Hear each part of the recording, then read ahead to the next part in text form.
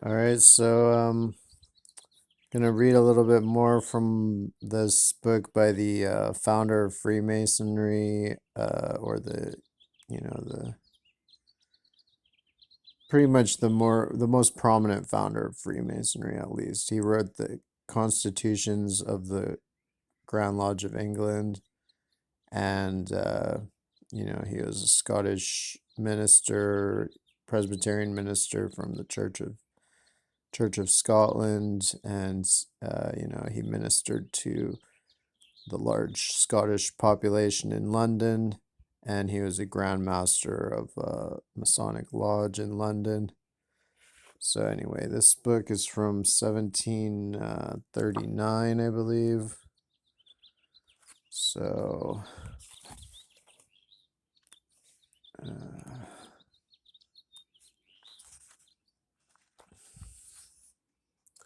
let's see.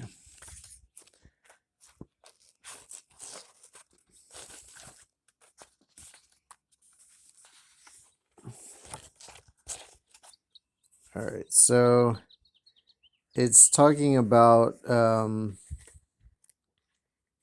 this is interviews in the realms of death or Elysian fields, with political observations and reflections on each. Between Charles V, Roman Emperor, and Francis I, King of France. So this is interview number 2. I already did a video about the previous interview that he does between Emperor Leopold and Louis XIV. So, and then I already showed the beginning of this where they talk about how much better the underworld is compared to the world, and how much the afterlife is better than life and everything. It talks about these lovely mansions and walks in Elysium in the underworld, the greatest affluence and superfluities. So, they basically viewed the underworld as paradise. I think the Freemasons view, potentially that's their view. I know that Freemasonry is focused on the underworld, which is America. But it's like still an open question, I guess, whether they know that it's America. But I mean, he should know, because they refer to it as the lower world, the underworld, the lower realms. And but they also say that it's visited by Mercury. The planet Mercury travels between the world and the underworld and delivers messages. So it seems like he understood that it faces the sky, and it's also clear that he understood that it's an island, that the underworld is an island or a continent. So he basically knows it's America. Whether, I don't know. I feel like he had to have understood that it is based on America. So let's see.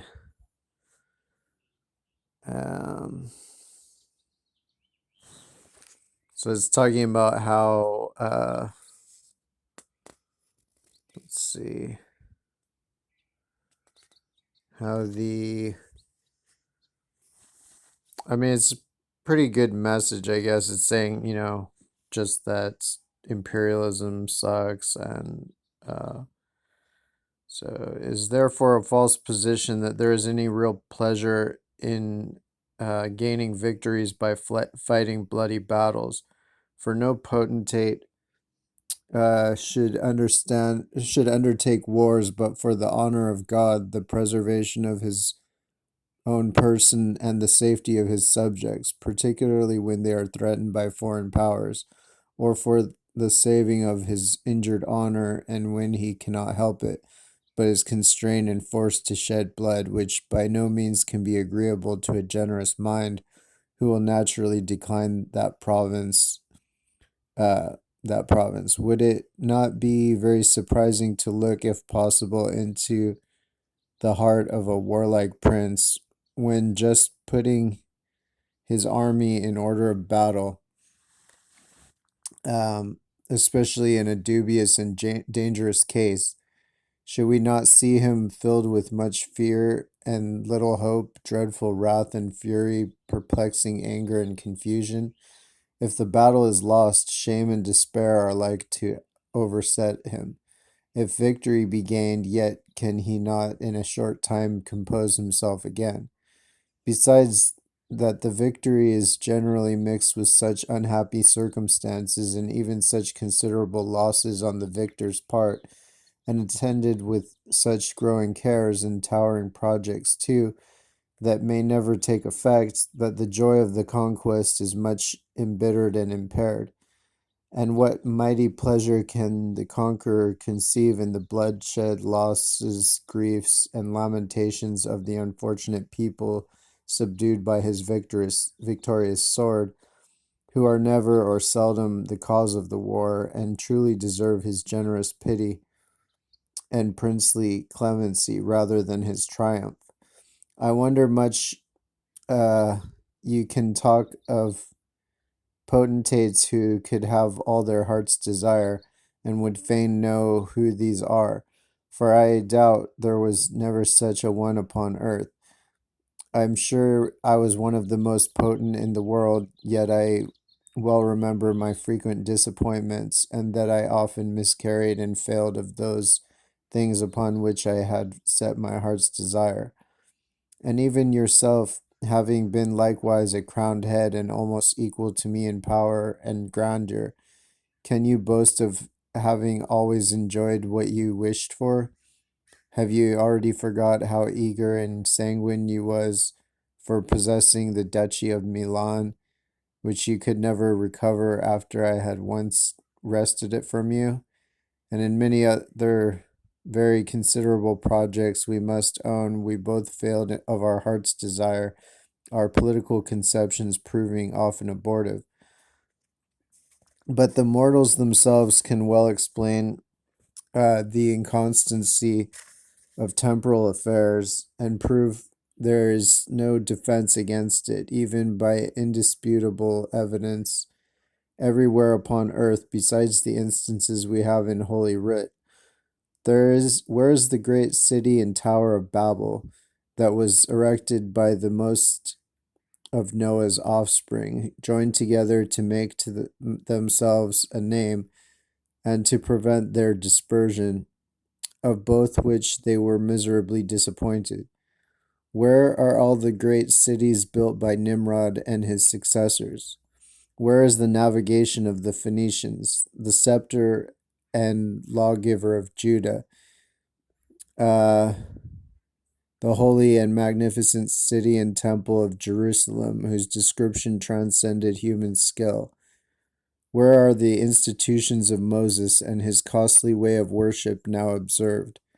Where can men find an old heathen oracle, and what nation upon earth performs the ancient rite of sacrificing? So he's saying, like, basically, in um, in the world of the living, everything is transitory. Everything is There's nothing permanent, or there's nothing you can really be satisfied with. So you have to wait for the afterlife to be satisfied with eternity in the paradise underworld. Nay, those things that were most durable were torn at last by the teeth of time.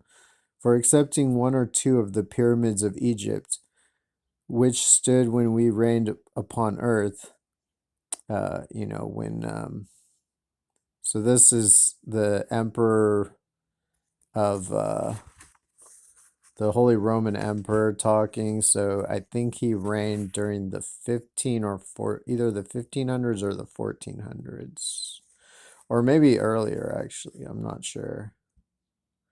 Anyway, um,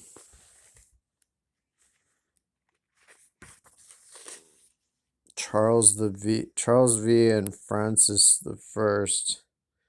So I have no idea when their reigns were, but I know that they were before Louis the 14th and Leopold. Um, so even during their time when they were alive, the pyramids were still there. Um, where are the seven wonders of the world?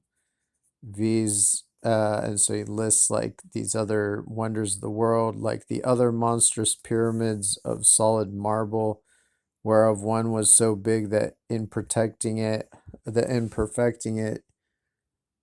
uh, there were employed 360,000 men every day for 20 years.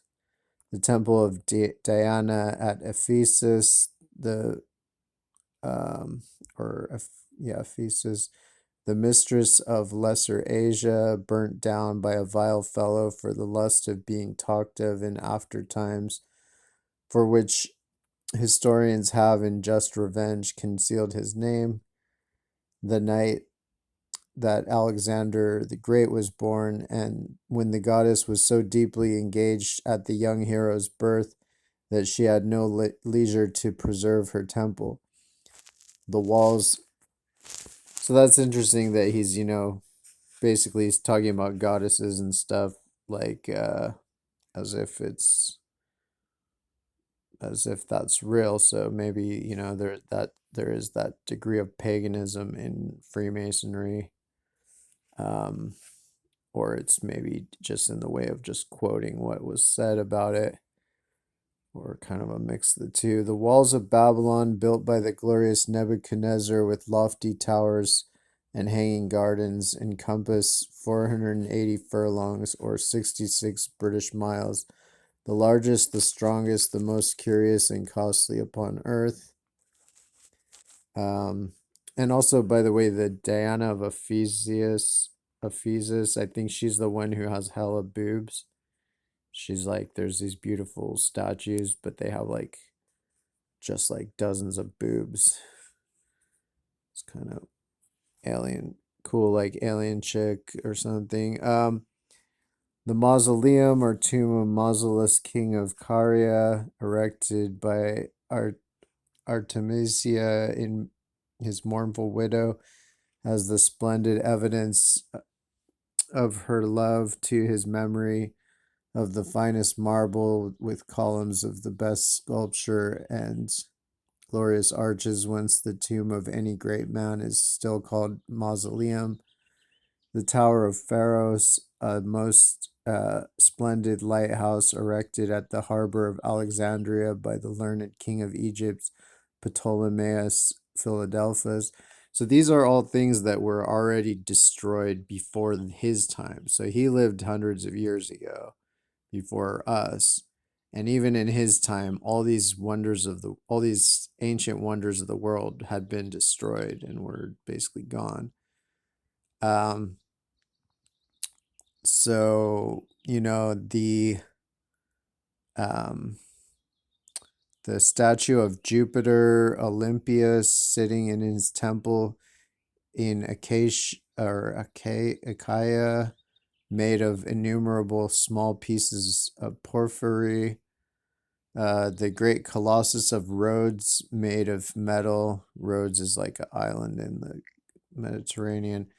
Made of metal, a statue dedicated to the sun, like a tower at a distance, at the mouth of the harbor, striding wide enough for the largest ships with their masts alike to with their masts a pike. Okay, I guess that means up. To sail under it or between its legs, holding in its hands large beacons for fires in the night. So I guess it was like the Statue of Liberty. It was like holding up like lighthouses. Um, I say where I say Where are all these and many more such erections that the founders thought must have remained for eternity? They are overturned by time without leaving scarce a vestige of their glory. And the curious traveler beholds their confused ruins, if any left, with full conviction of what I have now asserted. Where are all the mighty empires, kingdoms, and commonwealths that we find recorded in sacred and profane story? So it's interesting he says story instead of history, which reminds us that originally they basically meant the same thing. Um, the four grand monarchies are now long extinct, having only I and my I and my successors are nominal Roman emperors and govern the scanty remains of the fourth monarchy. No wonder that the conquest of the Grand Cyrus of Persia, Alexander of Macedonia, Julius Caesar of Rome, and many more that could be named are now obliterated by a length of time and only preserved in books when events of much later date are quite forgot. Um, Therefore, dear Francis, you must yield this point and agree with me that nothing upon earth is fully satisfactory and durable. Um, and that the wheel of time has a perpetual rotation which renders all things inconstant.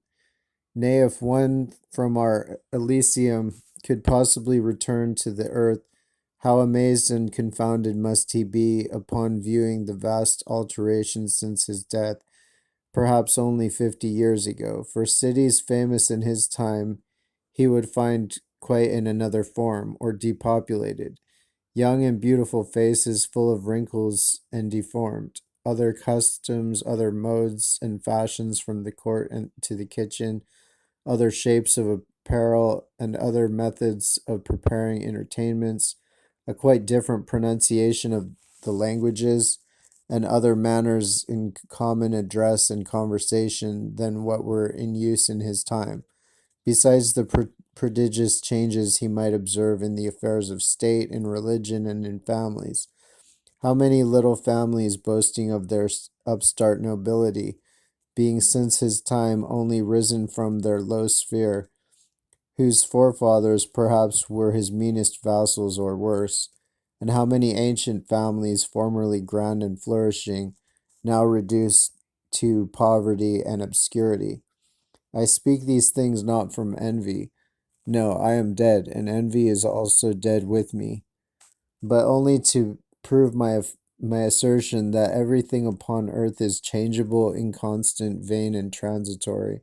And if in 50 years one might observe such changes, how many far greater changes might be observed by one who has been dead several hundred years? So yeah, he's saying, and this is totally applies today too, that in 50 years, like everything changes. People talk different, like even in the US, like people in California had a whole like different accent like 50 years ago. They'd be like, we're from San Francisco, or like so many things are just totally different.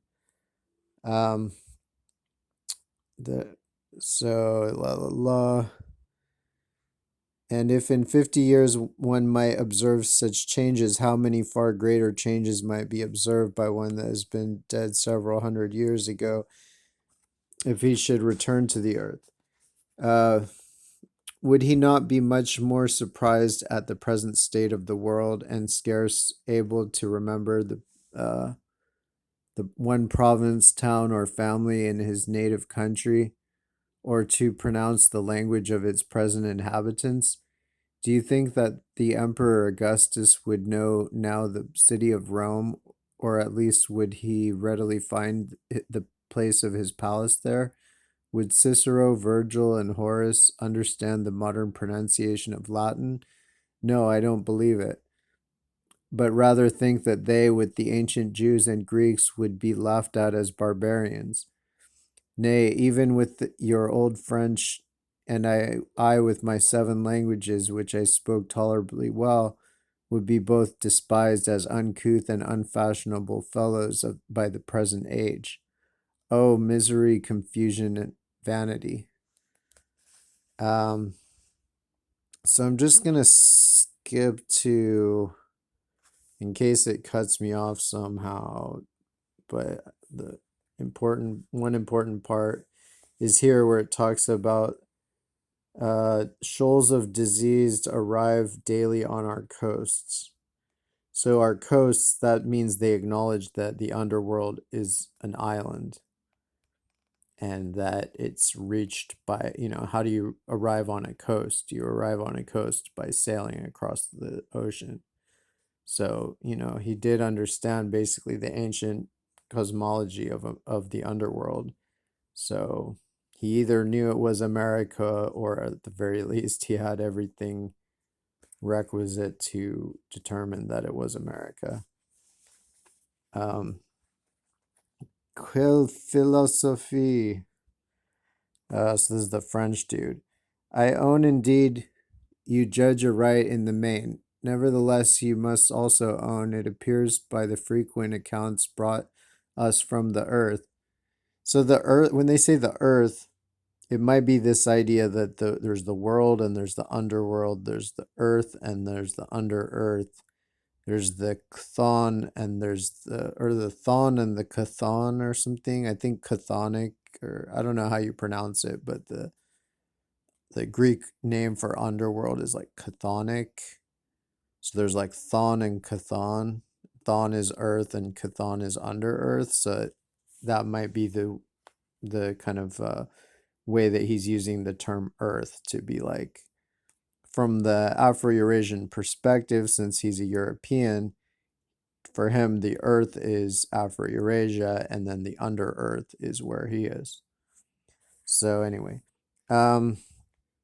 frequent accounts from the earth that several sciences and arts are much improved since our time by the invention of printing and by commerce and navigation. For the improvements made in these have naturally produced many improvements in other things, as in fencing, dancing, singing, instrumental music, and in all the mechanic arts that are past reckoning, and especially in the art of war and everything relating to army or fortification, a field battle or a siege. But 'tis no wonder if the present age esteem one of their corporals as a more expert commander than any general from Julius Caesar to the Duke de Alva. How ridiculous would an old sea captain look now there that lived before the use of the lodestone?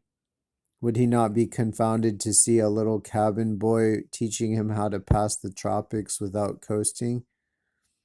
And would not a merchant of former times be amazed at looking into the regular books of the present traders? Nay, we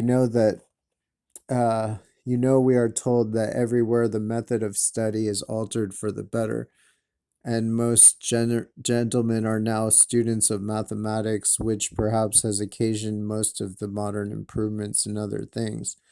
As for religion, I perceive since our demise the different parties have excited each other to hard study, so that now they have a greater number of learned divines, and the theory of religion is certainly very much improved, though I cannot say the practice of it is, unless with a few spiritual and heavenly people in corners. Therefore, dear Charles, don't blame changes in general, without exception, because several of them are for the honor of the present age. So it's interesting, it uses apostrophe em even in this. It's like interesting that there's a lot of things that in modern times are considered like coarse and like, bad English, but historically were actually very much proper English and part of, high society. I grant, sir, but so Charles responds, I grant, sir, but pray let me tell you that many noble scientists